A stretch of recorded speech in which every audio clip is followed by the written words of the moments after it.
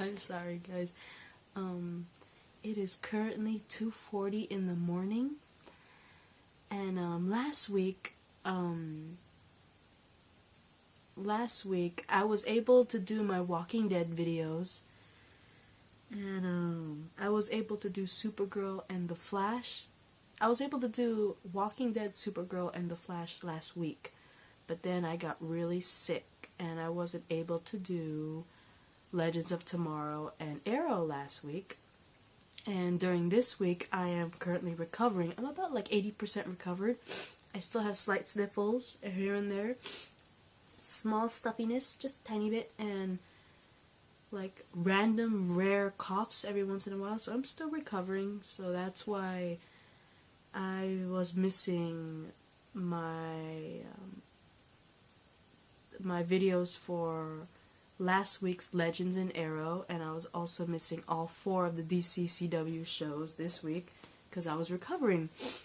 But anyway, I've just finished my recording for last week's Legends and last week's Arrow, and I'm currently recording for this week's Supergirl, which is Season 2, Episode 17, titled Distant Sun.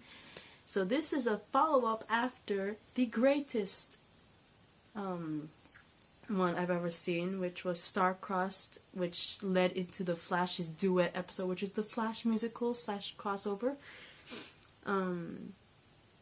Apparently, Kara gets attacked by a series of alien bounty hunters, and turns out that someone put a bounty on her head.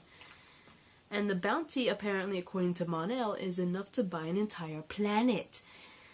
So because of that amount, that Mon-El suspects that it might be his parents that might have put the bounty on Kara. He assumes that his parents are the ones because, 1, it's enough money to buy an entire planet, and they're king and queen, and they have a lot of money. And 2, he thinks that his parents put the bounty because he believes that his parents believe that if they put a bounty on Kara and get her killed, that they can bring Mon-El back home. That he will just abandon Earth and come home if she died, right? So he does meet with them back at the alien bar that he works at. Remember, he works at there now, and they seemingly seem like they have no idea what he's talking about. At least the dad does. The mom, on the other hand, she has this stone face. It kind of creeps me out.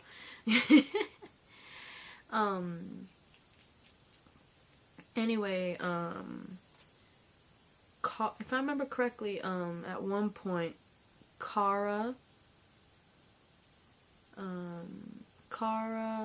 Mon-El are at her apartment, and James and Wynn show up, and they're having a meal together and everything, and all of a sudden, Mon-El, whatever he was carrying drops, and like, he can't control his body. He can talk to them, but he's like, I can't move, I can't control my body. And we see outside Kara's apartment, seemingly another alien.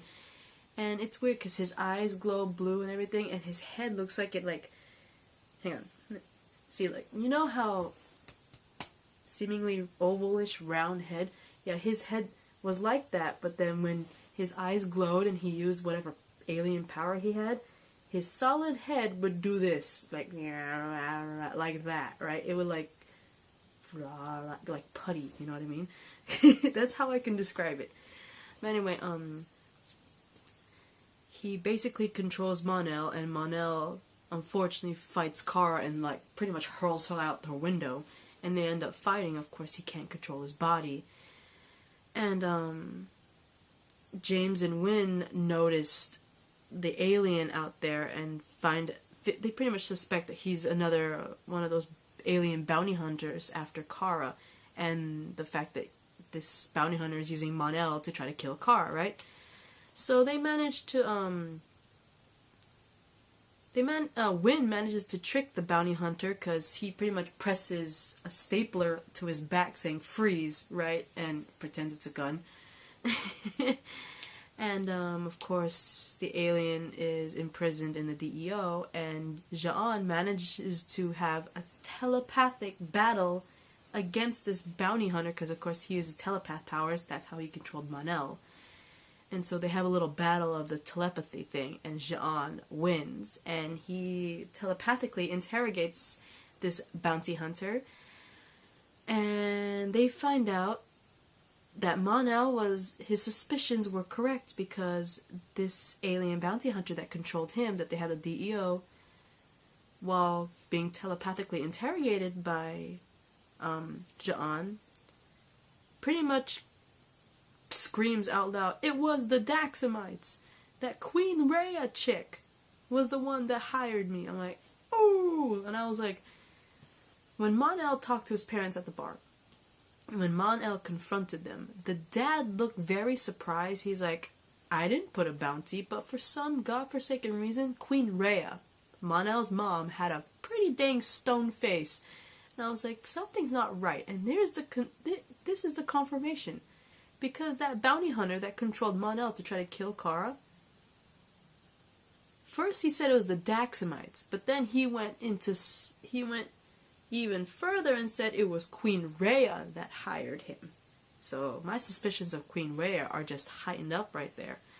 And Kara suggests that she and Mon-El go meet with Queen Rhea to pretty much dissuade her. So they invite her to the Fortress of Solitude.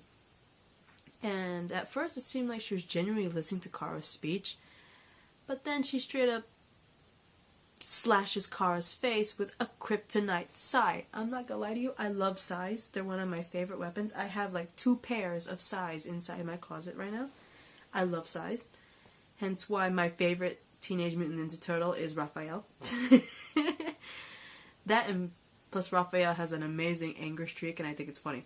But anyway, Queen Rhea has psi weapons that have kryptonite on the sharp parts, not just the sharp part of the psi. Hang on. Hold up for a second, guys. Hang on. I can do this. Okay.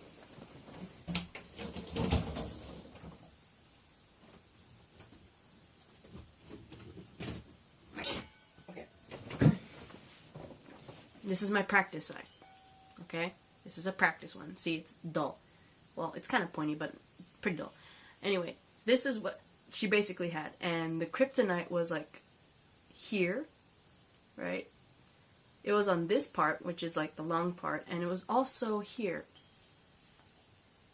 The kryptonite was here, here, and here. And it was on the tips, like a good majority of the tips, that's where the kryptonite was, right?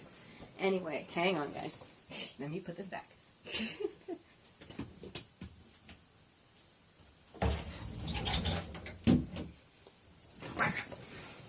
And I'm back. Anyway, I thought it was a pretty dope-ass weapon, I'm not gonna lie, because, I love, like I said, I love sais, and the fact that she actually had them with kryptonite, it's like, damn. Yeah, Queen Rhea tries to kill Kara using kryptonite sais, and, what I thought was interesting, I just thought it was interesting that it was Queen Rhea. All Queen Rhea, and yet Mon-El's dad doesn't seem like very antagonistic anymore. Sorry, I can't talk. But as they're fighting, Kara, of course, she's obviously battle damaged because she manages to get a few good cuts on Kara with that kryptonite sai. And Mon-El manages to stop his mother, like cease fire, because he's like, "I'll go with you. Just please leave Earth and spare Kara's life. I will go with you. I will not even fight you. I will go with you. No hesitation. No tricks, no hesitation. I'll go with you. We'll leave. I won't trick you. There will be no hesitation from me. I will go without a fight. Just please spare Kara's life and leave Earth." And so unfortunately, he goes with his mother. And Kara, of course, she's heartbroken by this. She doesn't want him to go. She just got him back. After that whole argument about the lying thing, she just got him back. They just had, like, true love's kiss in the previous Flash episode. It's like, really? And so, like, she wants to rescue Mon-El from his parents' ship. But Jean says they can't because the president, which I believe is named Marsden or something like that, she orders Jean and the DEO not to engage the Daxamite ship. But, seeing how much Kara wanted to rescue Mon-El, Jean decides to go against President Marsden's orders and helps Kara rescue Mon-El from his parents' ship. And they have like this fierce battle. I thought it was funny because Kara shows up, and what I thought was interesting beforehand was when Mon-El comes back with his mother and they have this entire conversation with the dad, and Mon-El's like, take the bounty off Kara first before we leave. And so obviously the mother does do what the son asks and takes the bounty off. And what was funny was the fact the dad looked very surprised. Because after that, Mon-El just leaves to another part of the ship, and the king's like, it was you that put the bounty? Which I thought was interesting. So we did obviously confirm that it was in fact Queen Rhea that put the bounty. What I thought was interesting was that the fact she never told her husband, or the fact that her husband wasn't even a part of this. So it pretty much shows who wears the pants in this relationship. I'm just saying, because it's like, she obviously knew about the bounty. She's the one that placed it. But why did she place the bounty behind her husband's back? I mean, aren't they both trying to get their son back?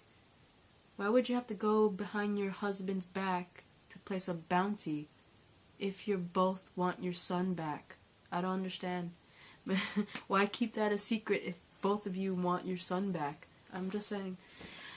Anyway, Jean, I thought this was funny because, Queen Rhea, when supposedly Kara does manage to get to the ship via, Wynn, who uses, remember that one time Kara and Mon-El ended up on an alien planet through like a gate, kind of looked like a Stargate kind of thing? You guys watch Stargate?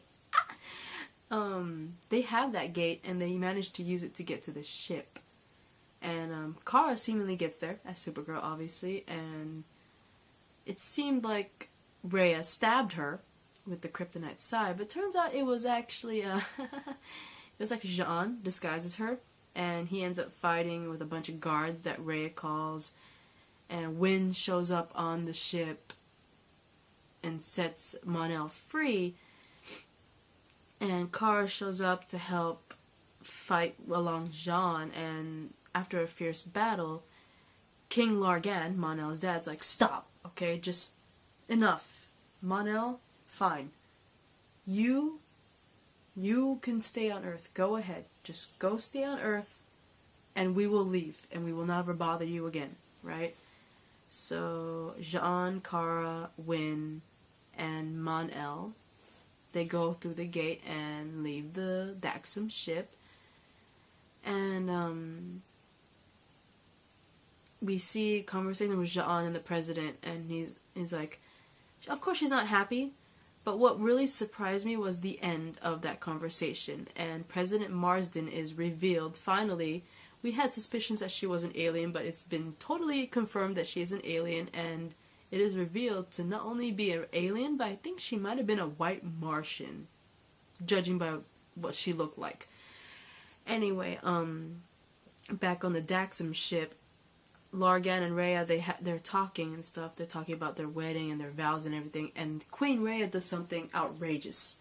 This woman's like a heartless bitch, because her husband hugs her and says, I'll always be by your side, and she straight up stabs and kills him because she believed that her husband betrayed her by letting their son stay on Earth forever, right? And she pretty much vows to return to Earth to reclaim her son. And during this episode, we also have an interesting thing with Maggie, Alex and her girlfriend Maggie, and what appears to be her ex. But I don't want to get too much into that, but, yeah. Queen Rhea is a bitch. She killed her husband. Her husband saw that their son was happy on Earth and allowed him to stay, and Queen Rhea saw it as a betrayal and killed her husband. I don't know. Anyway, this is my Supergirl reaction rant to Season 2, Episode 17, titled Distant Sun, because I am running out of time. I'll see you guys soon. Bye!